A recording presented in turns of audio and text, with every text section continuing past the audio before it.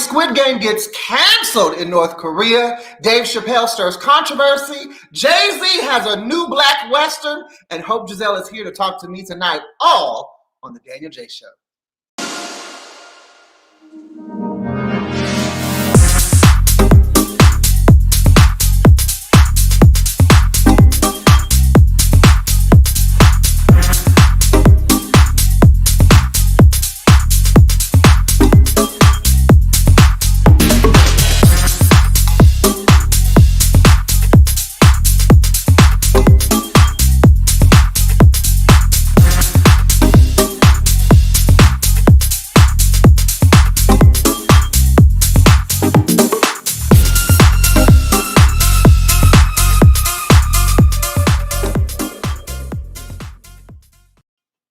What is going on, everybody? It is your boy Danyol Jaye. Honey, come on in the room and let's have a conversation. So Netflix has a really huge show out called Squid Game. Now, if you have not seen Squid Game, I'm going to tell you right now, spoiler alert, spoiler alert, spoiler alert. Look here. North Korea said that Squid Game is nothing more than a depiction of beastly South Korea citizenship.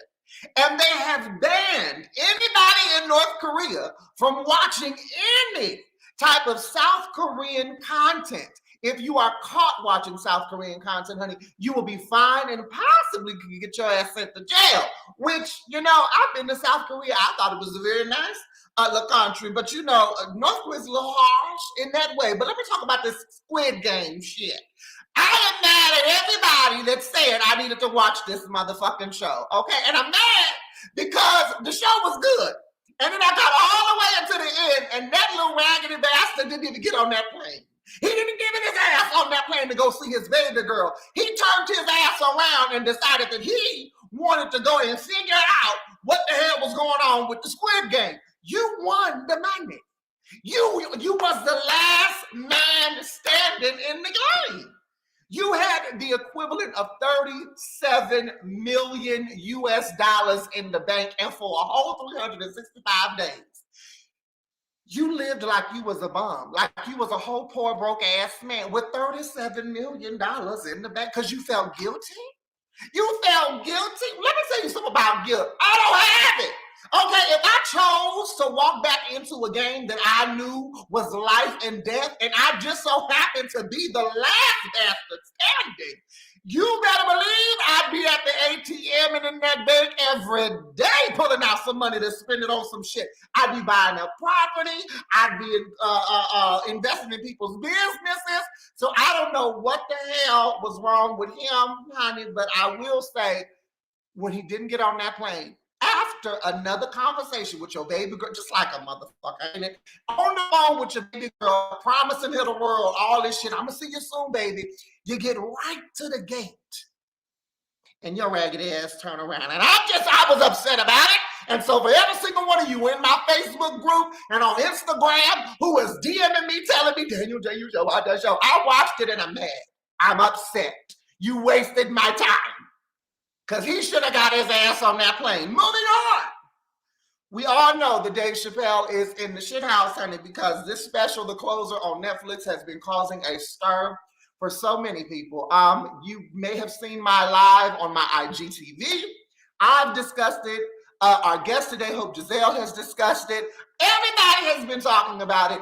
And the big question that most people have is, what's the fucking big deal?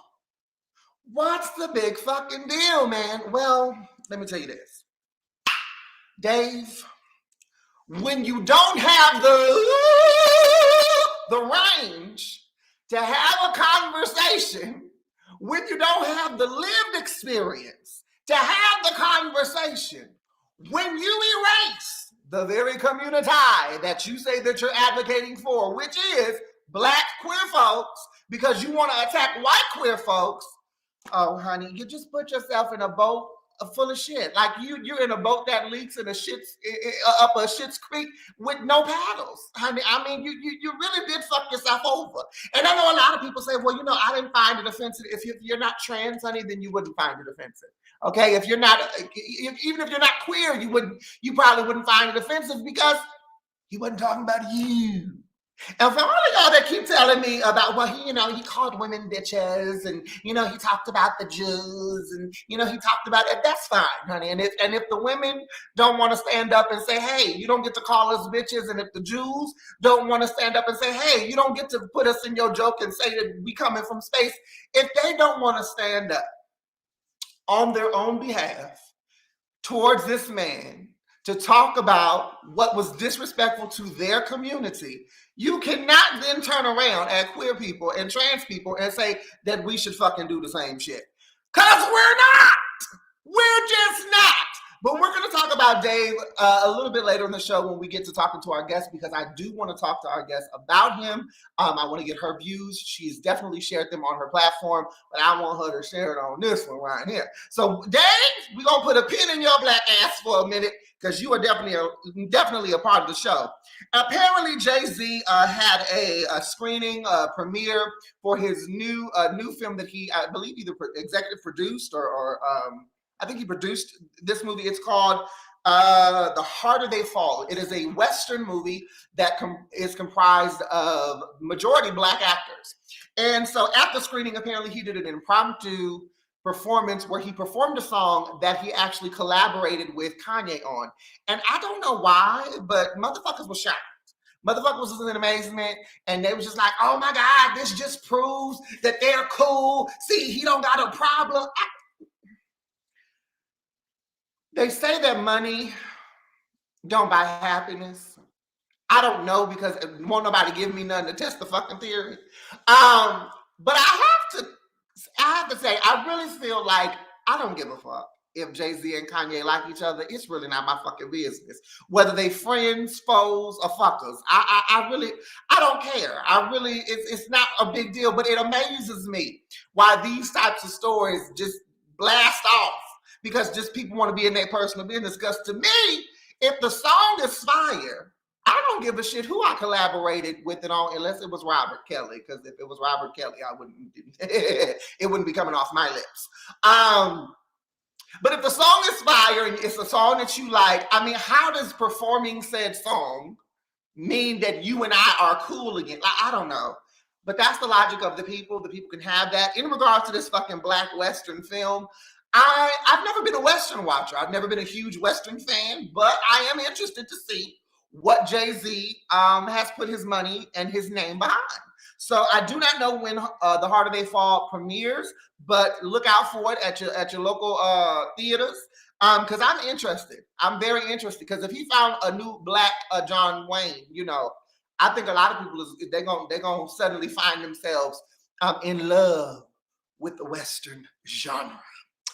All right, we're going to take a little break. When we come back, I will be sitting with author, educator, activist, just phenomenal woman that is known as Hope Giselle. So stay tuned. Don't go anywhere. We're going to take a quick break. When we come back, make sure you have your cocktails, honey. Okay? Grab your friend, grab your kin, grab the bitches that you can't stand, and stay tuned for more of the Danyol Jaye Show.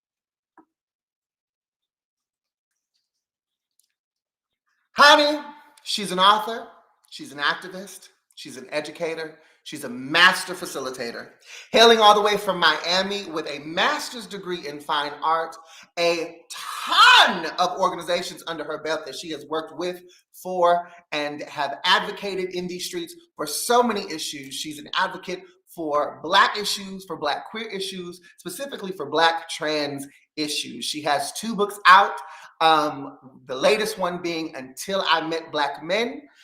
Without further ado, I want to introduce to some, present to others, the phenomenal, the beautiful, the amazing, the talented, the incredible Miss Hope Giselle.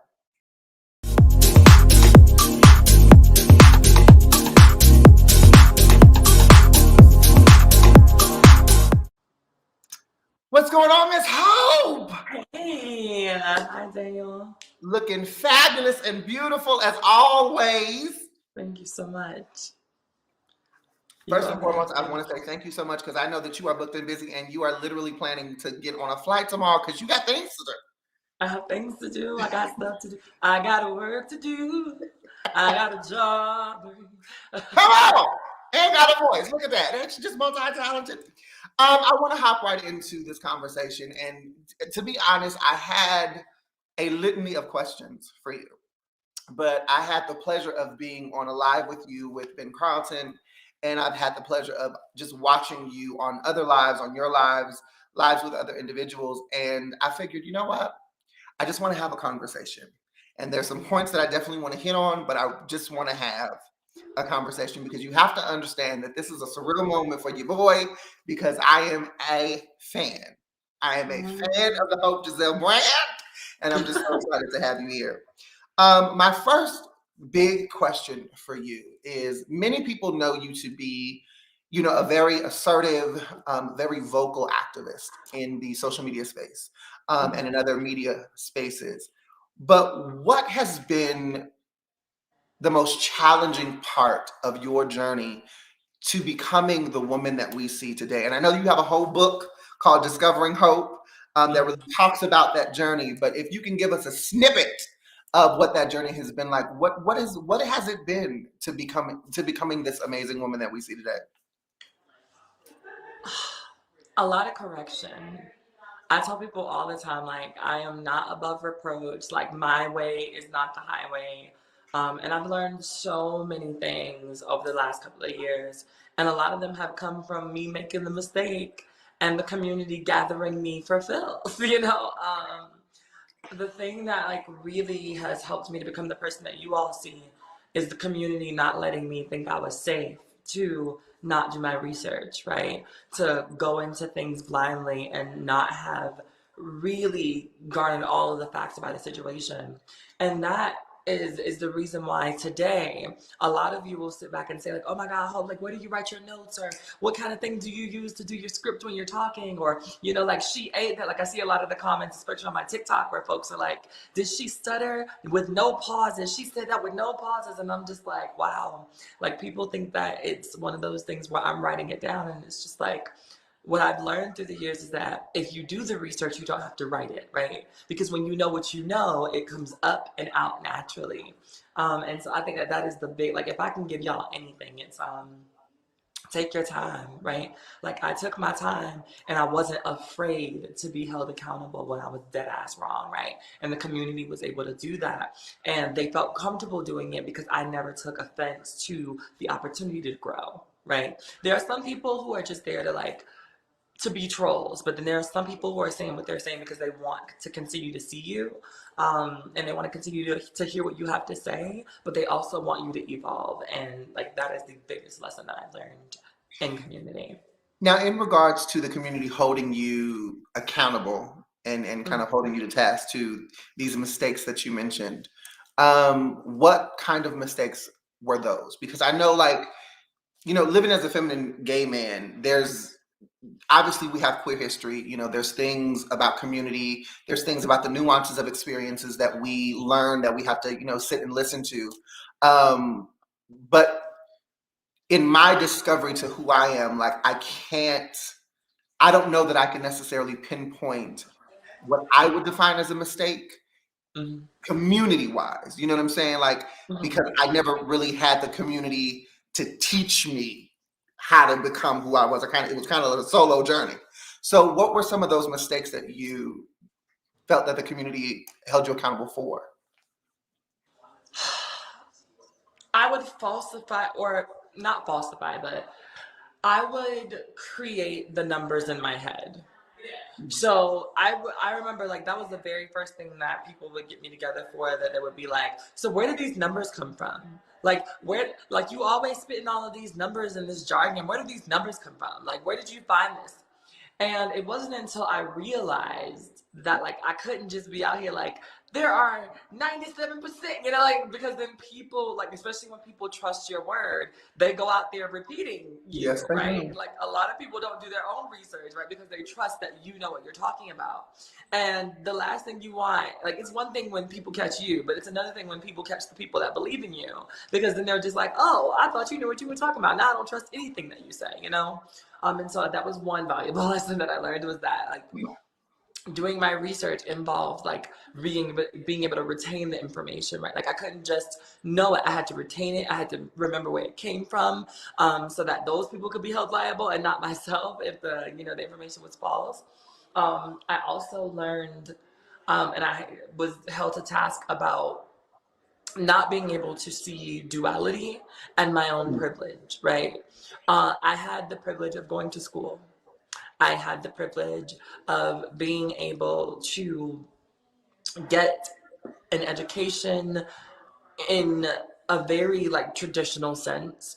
And I didn't have to have the same struggles as a lot of other women because of, the fact that I was lucky enough to have parents that might have been a little rough about the subject, but they didn't put me out, right? Um, and I had to understand and learn that not everyone had that story. Not every trans woman was fortunate enough to be able to have parents that were supportive enough, right, to push them to go to college and allow them to, still explore their dreams and believe in their dreams, regardless of how those parents felt about, who they were becoming.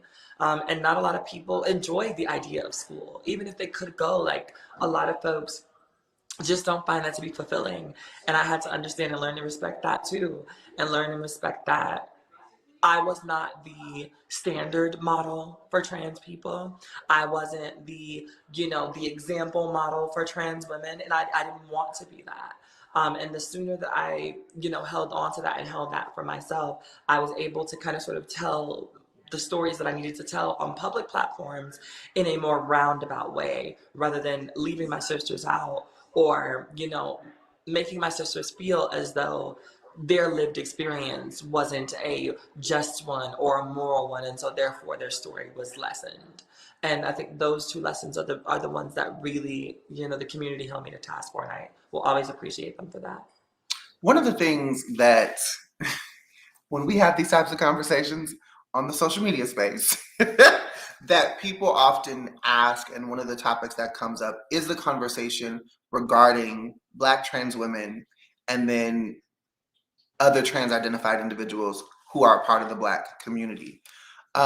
You have been one of the few people that I have to add that I find has addressed every sector of transness.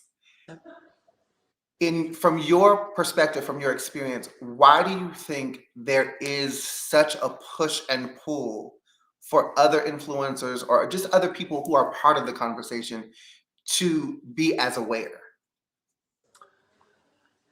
If we don't understand and know our own people, it makes it that much easier when the opposition comes and tries to dismantle us, right? If we don't understand the lives and the experiences of non-binary people because we're too busy trying to, fall into this cis hetero or this cis normative way of thinking about gender ourselves, when it comes time to fight for those rights, when it comes time for us to get these bills passed, and they want to use those things against us, and they look at us and say, well, you all don't even get it. You all don't even understand it. And you want us to pass a law to help you, be able to infiltrate spaces with our children? Because they love that one. Our children, right? And I think Never mind the hetero narrative that we've been forced to go through our entire lives. Never mind that agenda. That one doesn't count. That one That one came with the package that your parents signed up for. You don't get that one. That one came in the box. It was a prize in the box. Okay, but I just feel like if you're not sure of, and if you don't know the experiences of the rest of the people in your community, when it comes time to stand up, then all you're going to do is defend yourself, right? And being there for your community does not look like having your best interest. It looks like having the community's whole interest, right, at heart. I can't speak for the community while only talking about the Black trans experience, especially if I don't know the non-binary experience to an extent, or the lesbian experience to an extent, or the gay experience to an extent. Because then what ends up happening is that it becomes a one note, one trick, one thought pony, and people don't want to buy into that. People are not specifically empathetically led by one simple topic. And so sometimes it takes you having to go in, do the work, have the conversations so that when the opportunity knocks, you can answer for everyone to the best of your ability and not just wing it or, completely erase people's existence because you didn't do your work, because you didn't do your research. Now y'all see why I'm a fan. Yeah, I could listen to her talk literally for days and days and days on end. I want to jump into some hot topic situations that you have been vocal about, Yeah. And that people have seen you discuss. The first, obviously, being the Dave Chappelle special, The Closer, on Netflix. We know this has been a conversation on social media at large for a lot of different people. And I know for myself, one of the toughest things for me, even up until today, I did a live earlier. One of the hardest things for me to kind of contend with is the defense for this special by other non-trans Black queer folk.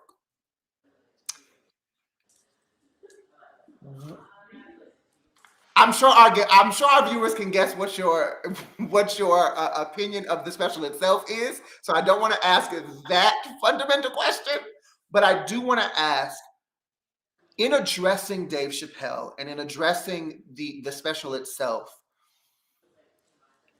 how have you been able to have the conversations that you've been having, knowing that these people are in the comments defending this bullshit? To be honest, it's because I don't think about those people. I honestly think about the people that I'm setting free that want to say the things that I'm saying but can't, right? I think that there are so many folks who want to be able to express themselves in the way that I express myself, but they have a circumstance at a network, right? Or they have, an obligation to their company or their job, or maybe they're trying to hold on to a partner that, is basically their survival, whatever the case may be. And I say what I say for them because I think that if what I say for them somehow resonates, right? They may not be able to say it themselves, but at least when the time comes to do something about it, they're more likely to do the right thing because they don't feel like they're alone in that expression. And so I don't think about the fact that people are down there windmilling for somebody that they don't know, probably never met, won't ever meet. And honestly, somebody who I know cares nothing about them, right? Dave Chappelle is within the top 1% of Black folk that make over, $100,000, $230,000 a year. This is not someone that I'm going to look to be my ultimate role model. And if you're one of those folks that absolutely sees his opinion as gold, then I feel bad for you, right? But there has to be this understanding that if I'm looking through the comments, focusing on their negativity, that I miss out on the people who are actually set free by those words. And that's what I'm here to do. I'm here to set people free. What y'all are laughing about or who y'all are defending, that's you all's business. But I'm over here to open up some cages. And as long as people feel seen, affirmed, and set free, then whatever else they're doing and whoever else they're defending is none of my business. As it pertains to Dave Chappelle, do you, from your heart space, do you think that Dave Chappelle is intentionally, maliciously trans and queerphobic or hateful? Or do you feel like he is just of a particular generation literally riddled with misinformation and is doing damage from a blind space? He's not doing it from a blind space. Dave Chappelle is not an idiot by a long shot. Do I think that the intent is malicious? No, but I only say that because I don't think that it's malicious knowingly, right?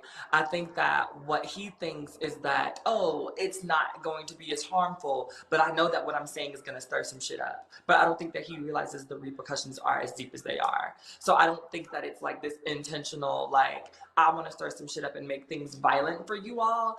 He thinks that these are harmless jokes that are going to spark conversation to, keep the thing going. He's doing the media thing and not realizing that there are real consequences for this and for this conversation as a whole, even being brought up, no matter what, the subject matter is.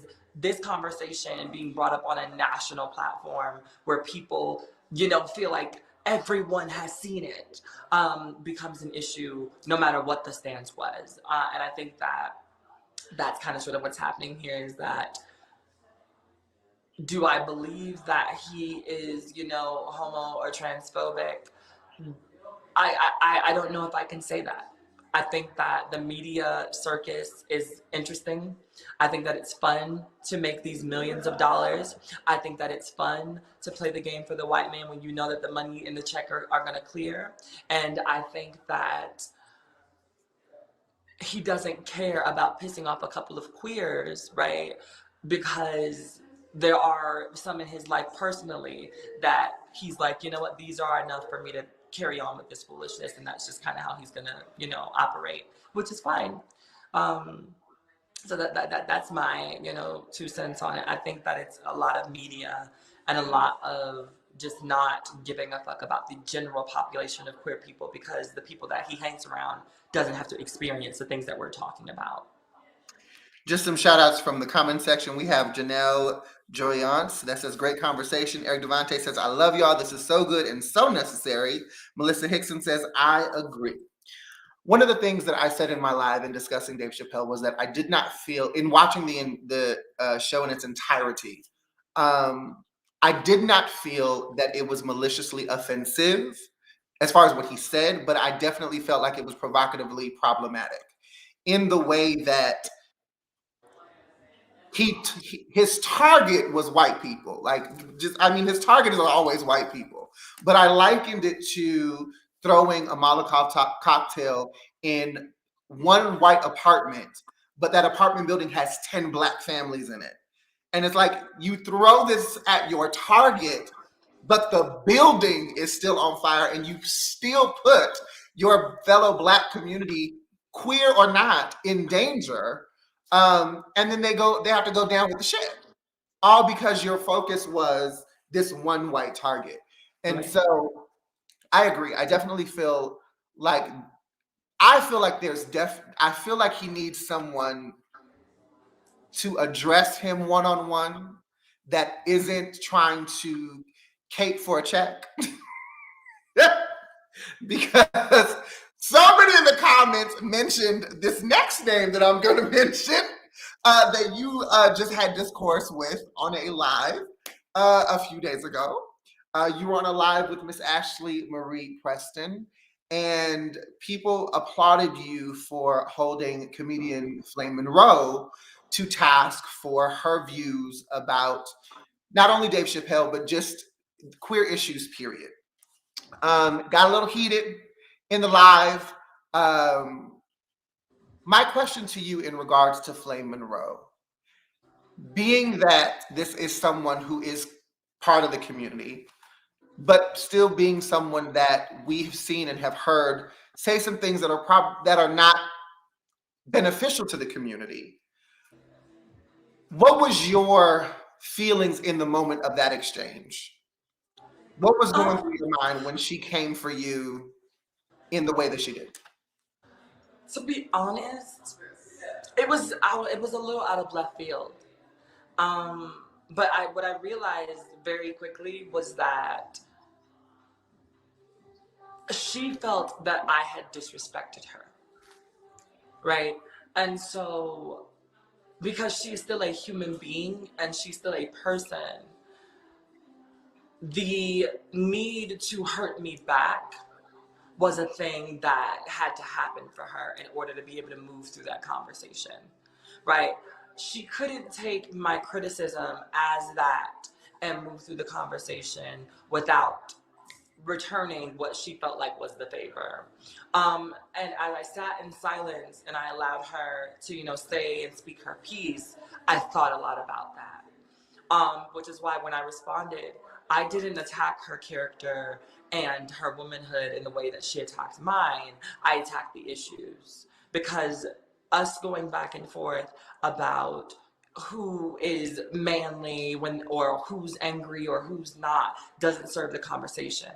But if I keep the conversation going in the direction of figuring out what the root evil is with this conversation and conversations like these, it forces you to be mad but stay on topic, right? It forces you to be mad but still educate from your point of view. It forces you to be mad but still give the people your truth, so that we can maneuver through this conversation in a way that actually helps to benefit people rather than reading each other, right? We can be mad and have an angry conversation about a topic and still educate people. But what we can't do is be mad and have an angry conversation about each other and have people leave with positive vibes, right? That's not gonna happen. And if my goal is to educate and elevate, sometimes I have to sit back, allow myself to be silent, listen to the issue that person is bringing up, and then attack that rather than to attack them. Because one, it always throws them off. But two, it puts them back in a space where now we can really have a conversation.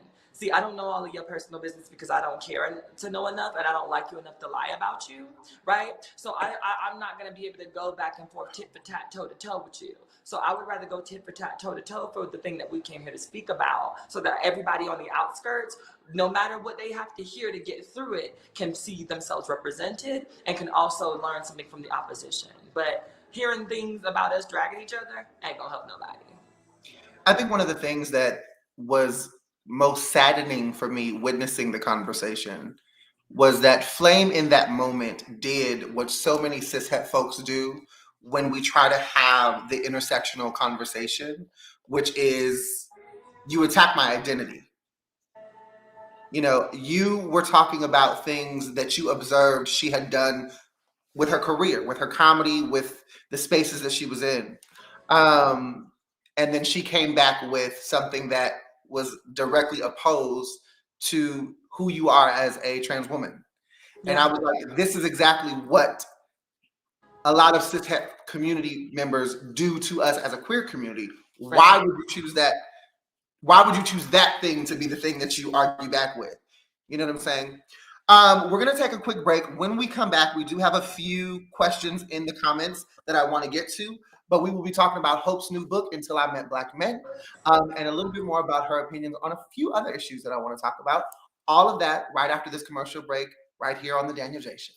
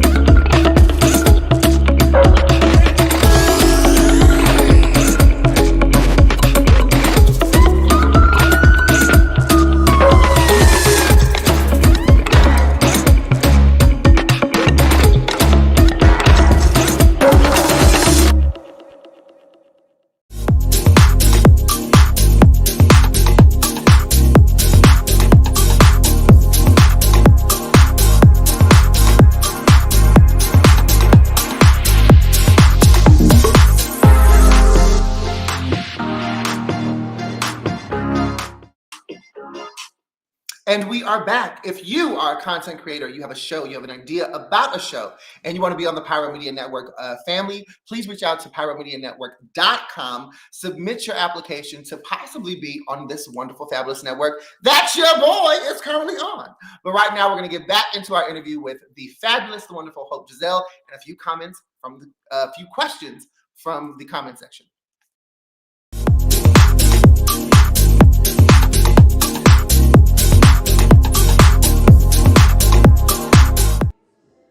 And we are back. So one of the questions that we have in the comment section comes from Dolores Simmons. And she says, what do you believe the most important subject that needs to be explored in the LGBTQIA community as a whole? Not just per this conversation, but a convo that this subject could spark. So what do you think is the most important subject that the queer community should be addressing? Access and performative white supremacy. I can tell you that just right. I don't even have to think about that question, right? So access, right? The thing that white folks within the community, garner just for living, waking, and breathing in and out all day. And then performative white supremacy is the idea to weaponize, right, your access in order to bring people down rather than to use it in order to empower people or bring folks up or bring people into the conversations. There's so much access that you see or that we've noticed that a lot of white LGBT folk have.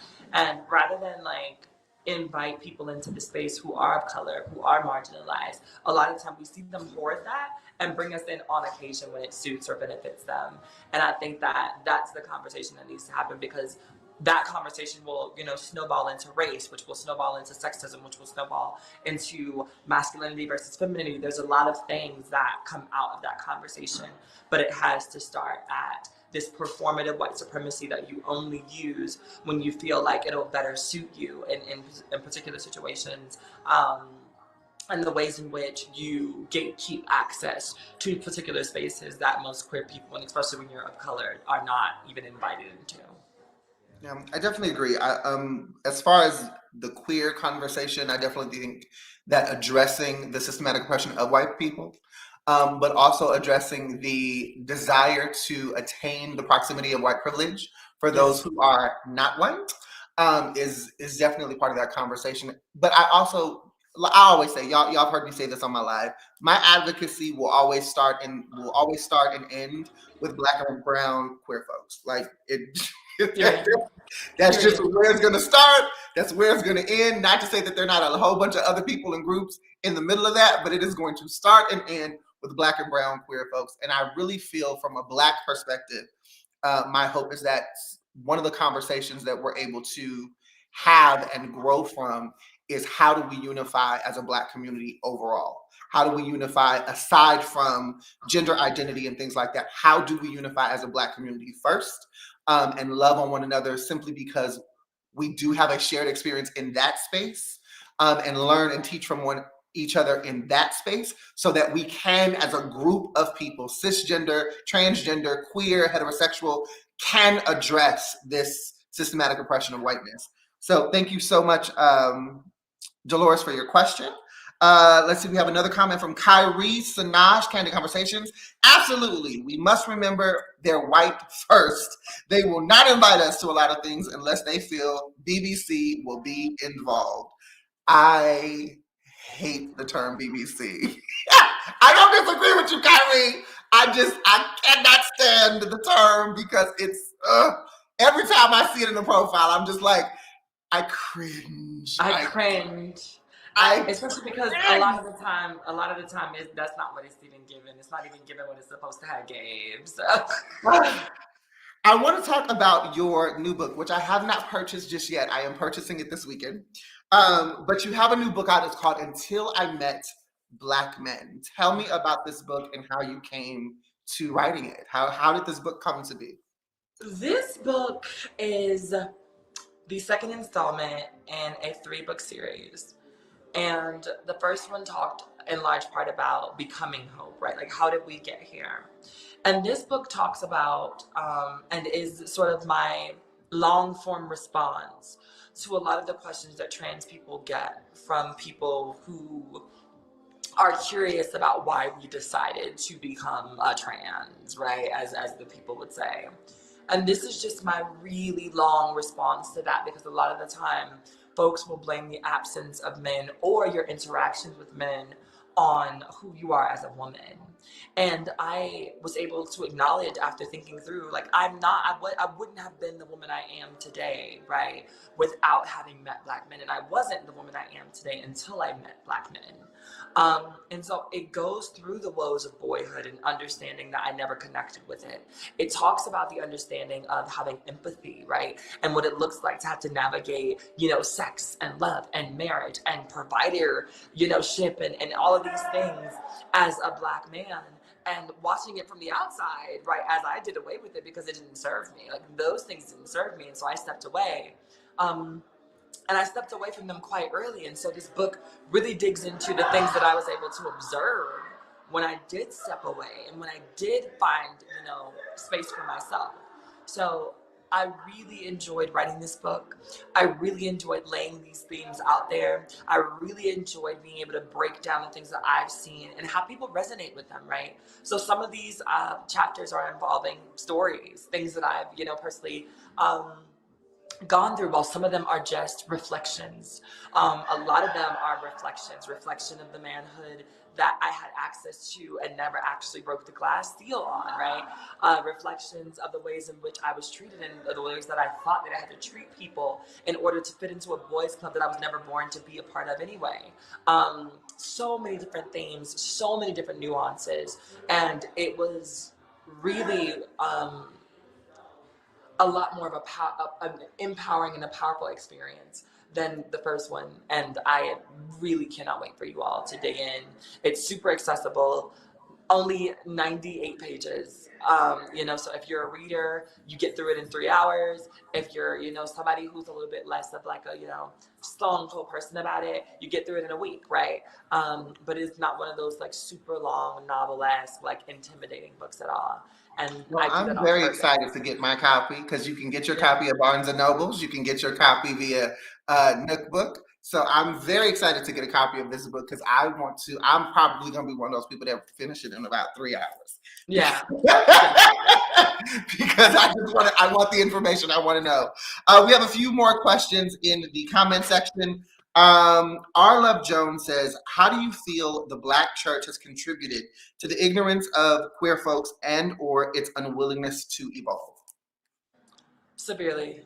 I think that we all understand that the Black church plays a huge part in the way that Black people, one, feel about themselves, and two, about the way that they feel about raising children, right? The Black church indoctrinates folks from a very early age to have this ideal, this linear ideal, what the Black family is supposed to be and what it's supposed to look like, right? We have the first lady who's never supposed to make a mistake. We have the pastor who can do no wrong even when he does wrong. You have the children who are usually the worst ones in the church but have to pretend to be the best ones. And the entire cycle continues within the families that attend these churches, right? The same things that we like to gossip about on the side of the church after it's over, then the service is finished, are the same things that our family reenact, because that's what the Black church has done, is silently, right, turn us all into these carbon copy clones of what is supposed to be the ideal Black family. And then that turns into what is supposed to be the ideal Black boy and girl. And those things are not inclusive of queerness. And so when we think about the idea of being forced to go to church, at a very early age, you're being raped of your own identity, right? Because there's this sense that church is supposed to help shape you into this person that's supposed to be able to go out into society righteous, right? And thinking better of yourself because of the way that you've chosen to, serve your higher being or your higher power or your higher self. And those things are all a part of the patriarchy. They're all a part of, the weaponization of white and Eurocentric ideals. All of those things came from people who thought that they were better than us and then taught us to feel like we were better than each other, right? By placing different nuances on our culture.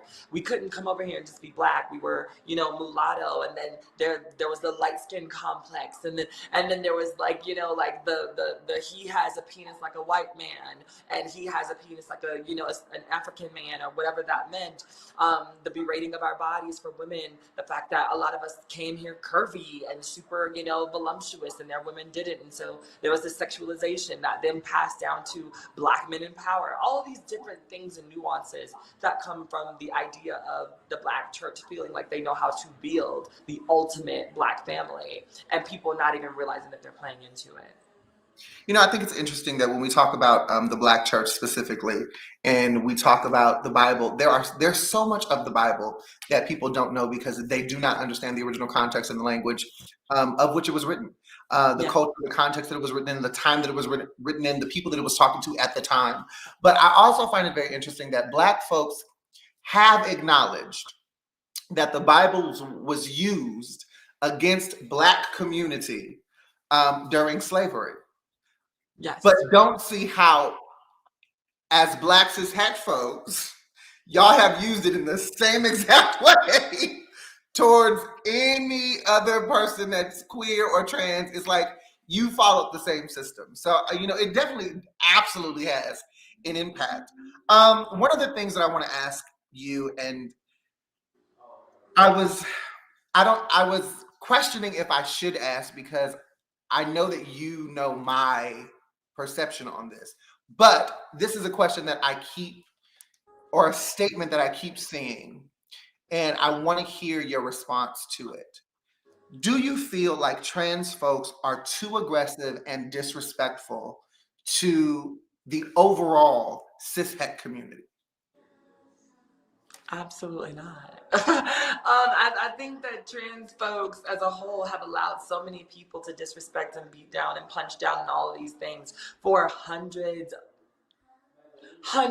of years, right? At least. Thousands of And a lot of this is in large part due to the fact of wanting to fit in and blend in with cis heteronormativity, right? For the idea of safety, allowing yourself to be berated so that you can, be safe and make it home on time is the same thing that Black folk did back in the day when, slavery ended, but segregation was very much so alive and well and kicking. You knew and you understood that you had to do a certain amount of bowing and bending to master and man, because although they couldn't put you in a barn and make you sleep, next to the pigs, they could get you arrested and brutally beaten that night, right? Or killed.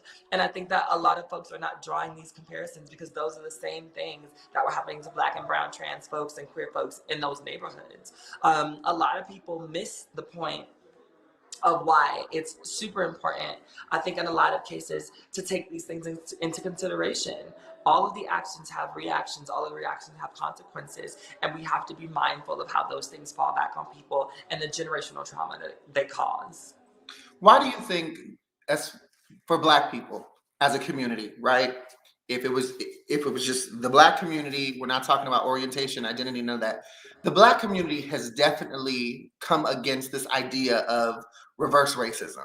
Yeah. We've heard it, they've talked about it. Why do you think they're unable to not understand that reverse queer hatefulness is also a thing? I think because you don't like the idea of not having someone that is the agreed upon punching bag, right? Mhm.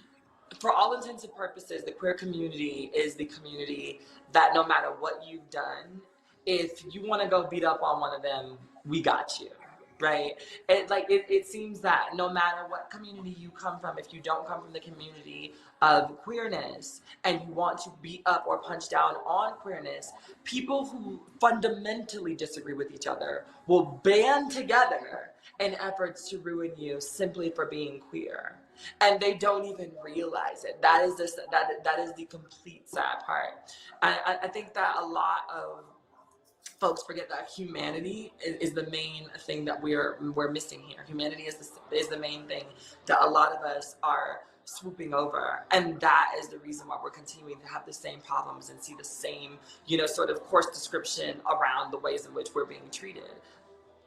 And honestly, I'm not sure what the solution is at this point, because I feel like we've tried everything. So outside of this idea of just saying, screw it, fuck you, and we're going to now fight back in the same way that we've been come against for all of these years, if we don't do that, if we don't take a Harriet approach, then we're going to be stuck like Rosa in that jail cell waiting on Martin and Malcolm and all the rest of them to get us out. And I don't know about you, but I'm not ready. I'm getting my pistol and I'm going through the railroad. Like I'm Okay. just what it is. So Until I Met Black Men is out. People can buy it. It's available for purchase. What is next for Hope Giselle as a brand, as an influencer, as an activist, as an educator? What do you have in the works that's coming up for us? So my Can We Talk podcast is coming back. I know that you all are like, where has it been? We want it, we want more. So Can We Talk is coming back this year, December 2021. Like we're back in effect and live in action and all of the things. So that is happening. I will be on a significant portion of I Am Jazz this season, just tackling a bunch of interesting concepts that I'm super excited to tackle. Jazz and her family were really amazing. Her brother Sander is super dope. Her mom and everybody is really amazing. So catch me on this season of I Am Jazz premiering November 17th. And I have a couple of other things. So I'm going to do a book tour. Yes, let's do it. Y'all killed me about doing a book tour with the first book. I was really scared to do a book tour. I was like, don't nobody know me? Like I was so Oh, people know you, okay? I mean, people know the hope that they need, okay? And nobody's gonna come if I have a book tour, but I'm doing a book tour. It's a 5-city book tour. I will do an actual announcement in about 2 weeks or so. So look out for that, where I'll give dates, locations, all of the things, the whole nine. So that's pretty much like what's coming up in the nutshell. As far as my authorship, the next book that the next books that I'm going to write are going to be a children's book. The final sort of piece to the Becoming the Until I Met Black Men series, and then an erotica. I'm going to get back to my roots. The first book that I ever wrote when I was 15 was a 60-page erotica. And where can I get that book? It was so good that I got put in like indoor suspension, like because people were passing it around in class. And one of my teachers read it, and she like could not believe how good it was, but she still had to write me up, and it was really amazing to like have my teacher affirm like that the writing was really, really good, but it was inappropriate for like a 15-year-old to be passing around the school. So okay, so I need like an official signed copy of that book because yes. I'm all for that. I'm all for the erotica literature, okay? Yes.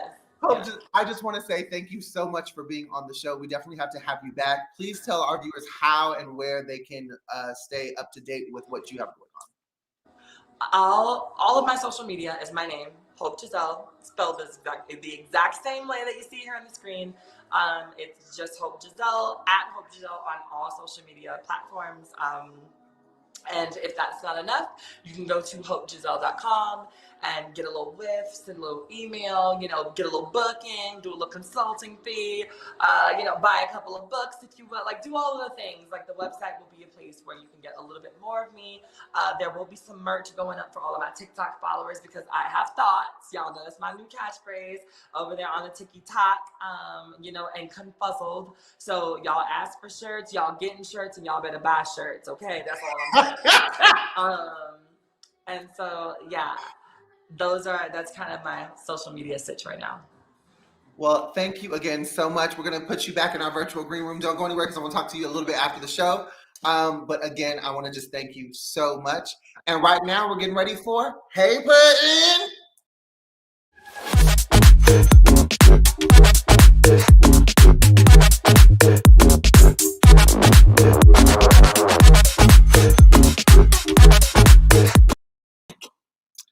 All right, so I went through the emails, I went through the DMs, and I said, Daniel, what's today's Hey Puddin gonna be? And I decided that today's Hey Puddin goes to all of the people who say that they love me, but hate what I stand for. Hey Puddin, it is impossible to say that you love me, but you support everything that I'm against. It's the same as saying George Floyd shouldn't have died, but if he would have just complied.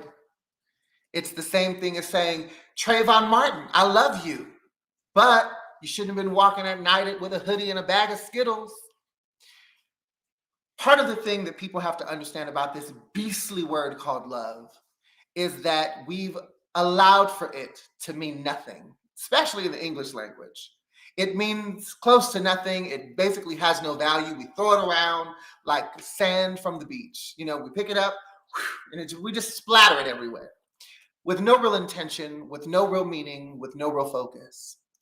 If you are telling someone that you love them, part of that love has to show up in the advocacy that you have for who they are, the communities that they belong to, and the issues that affect their day-to-day life.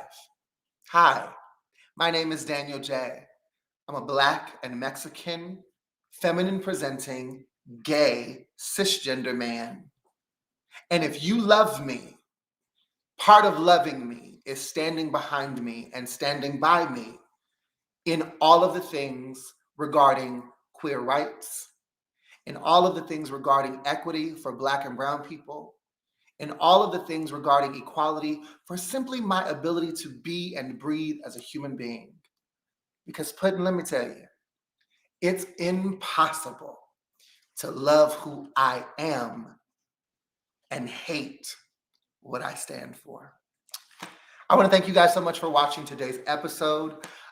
Make sure that you are following me on all social media at Danyol Jaye. If you missed the live, remember you can always watch the replay right here on YouTube on the Danyol Jaye channel. Just search the Danyol Jaye Show. It'll pop up. Subscribe to the channel. Click that bell and get your ring-a-ding-ding reminders when the show is live every Thursday at 9 p.m. Pacific Standard Time. Next week, you're definitely going to want to be here because we have TikTok extraordinaire, educator, phenom, the amazing Mr. Consciously is going to be here on the Danyol Jaye Show. And we are definitely going to be diving into some political issues, social justice issues, and everything that he has been doing on social media in advocacy for the queer community. So Consciously will be here on the Danyol Jaye Show next week. You do not want to miss that. I always end the show by saying this. You are marvelous and you are magnificent. You are incredible, phenomenal, awesome, and amazing at all times. But if you so decide that you want to be mean, malicious, and cruel, do that shit in a room by yourself and don't send no fucking invites. I want to end this show with a very special note. Today is October 14th. 24 years ago, I lost my older brother, Calvin, to a car crash at the age of 20. I was 12 years old. And I just want to end this show by letting my brother's spirit know that I miss him and I love him. Happy birthday, Calvin. You guys have an amazing time tonight, and I'll see you next week right here on the Danyol Jaye Show.